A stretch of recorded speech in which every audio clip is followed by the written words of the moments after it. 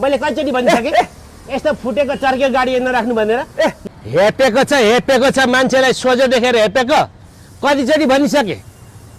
एकचोटि हुन्छ दुईचोटि हुन्छ सहनुको पनि सीमा हुन्छ नि हौ कतिचोटि सहने मैले न्युै खोजेको पछि नलगाए म फेरि दिन्छु नि मर्ने गरी मान्छेलाई हेप्नुको पनि सीमा हुन्छ के कति सहनु मैले कतिचोटि भनिसके यस्तो गाडीहरू नराख भने को छ यहाँ को छ कता गयो कोही पनि छैन त अनि कहाँ यहाँ को छ भने के हो यो मैले कतिचोटि भनिसकेँ यस्तो फुटेको चर्के गाडी नराख्नु भनेर यो पनि यो ठिक छ यो एकरा हामी चिटिक्क पाइरहेको सबै बनाइरहेको छौँ यो केही पनि फुटेको गाडी लिएर गइहाल्ने ल